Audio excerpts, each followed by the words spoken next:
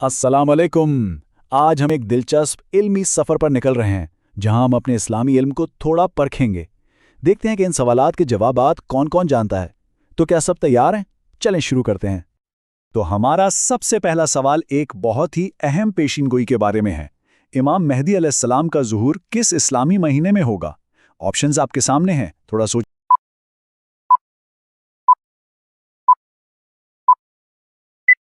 सोचिए। और वक्त खत्म। दुरुस्त जवाब है रमज़ान।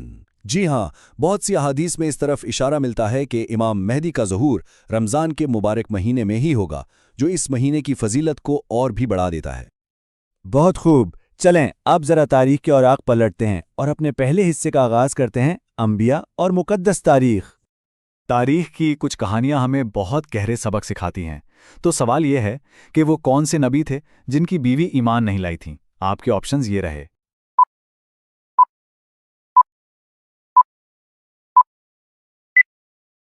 और दुरुस्त जवाब है हज़रत नूह अलैहिस्सलाम। कुरान मजीद में सूरतुल तहरीम में उनका जिक्र मौजूद है, जिन्होंने अपने शोहर के पैगाम को झुठला दिया था। ये इस बात की याद दहानी है कि हिदायत सिर्फ अल्लाह की तरफ से आती है, कोई खूनी रिश्ता इसकी ज़मानत नहीं दे सकता। अच्छा, अब बात करते हैं नबी करीम सल्लल्लाहु अलैहि वसल्लम के उन साथियों की जिन्होंने इस्लाम के लिए अपनी ज़िंदगियां वक्फ कर दीं। तो उनमें से किस सहाबी को उम्मत का उस्ताद जैसा अजीम लक़ब दिया गया? दुरुस्त जवाब है हज़रत अब्दुल्ला बिन मसऊद रज़ियल्लाहु अन्हु।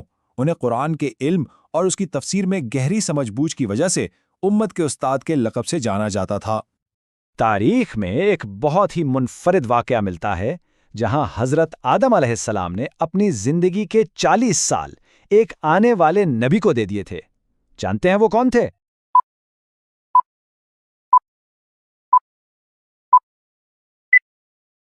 जी हाँ, वो नबी थे हज़रत दाऊद अलैहिस्सलाम। एक मशहूर रिवायत के मुताबिक जब हज़रत आदम अलैहिस्सलाम को उनकी औलाद की रूहें दिखाई गईं तो उन्होंने हज़रत दाऊद अलैहिस्सलाम की उम्र बहुत मुख्तसर देखी, तो उन्होंने अल्लाह से दरख्वास्त करके अपनी उम्र के 40 साल उन्हें अता फरमा दिए। चलें अब अपने सफ़र को आगे बढ़ाते हैं और दूसरे हिस्से में दाखिल होते हैं। यहाँ हम बात करेंगे गैब और आखिरत के मामलात पर। हमारा अगला सवाल क़यामत की एक बड़ी निशानी यानी दज्जाल के बारे में है। रिवायत के मुताबिक दज्जाल के लश्कर में यहूदियों की तादाद कितनी होगी? ये तादाद हदीस में बिल्कुल वाज़े तौर पर बताई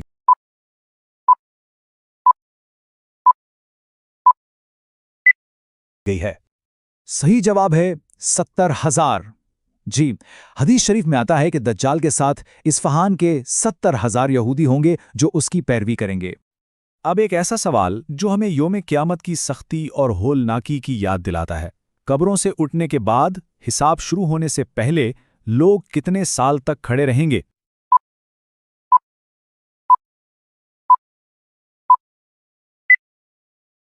और इसका जवाब है 40 साल। रिवायात के मुताबिक मैदान हशर में लोग हिसाब किताब के इंतज़ार में 40 साल की एक बहुत लंबी मुद्दत तक खड़े रहेंगे। ये उस दिन की शिद्दत को जाहिर करता है। आइए अब अपनी तवज्जो उन अमाल की तरफ करते हैं जो हमारी रोज़मर्रा की ज़िंदगी और इबादात का हिस्सा हैं। हमारा तीसरा हिस्सा है इबादात और रोज़मर्रा के मामलात। सुन्नत नबवी सल्लल्लाहु अलैहि वसल्लम हमारी ज़िंदगी के हर पहलू में रहनुमाई करती है, यहाँ तक कि खाने पीने के आदाब में भी। तो सवाल यह है कि सुन्नत के मुताबिक खाना किस चीज़ से शुरू करने की ताकीद की गई है?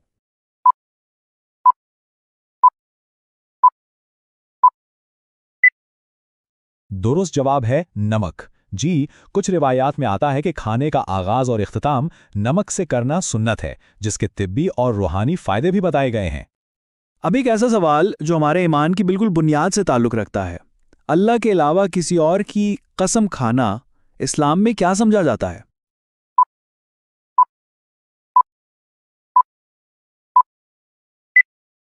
और इसका जवाब है शिर्क। नबी करीम सल्लल्लाहु अलैहि वसल्लम ने फरमाया कि जिसने अल्लाह के अलावा किसी और की कसम खाई उसने शिर्क किया। ये तौहीद के बुनियादी उसूल के खिलाफ है और इस्लाम का सबसे बड़ा गुनाह है। और अब हम अपने आखिरी हिस्से में कदम रखते हैं जो ख़ानदान और माशरत के इखलाकी उसूलों पर रोशनी डालता है। कुरान मजीद मियाँ बीवी के रिश्ते को एक बहुत ही खूबसूरत मिसाल से बयान करता है। वो मिसाल क्या है?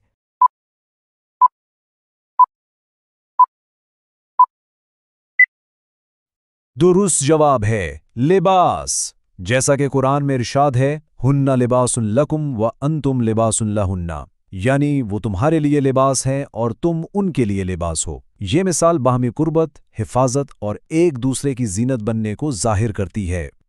ہمارا آخری سوال ہمیں روحانیت کی طرف لے جاتا ہے۔ ایک ولی اللہ یعنی اللہ کے دوست کی اصل نشانی کیا ہوتی ہے؟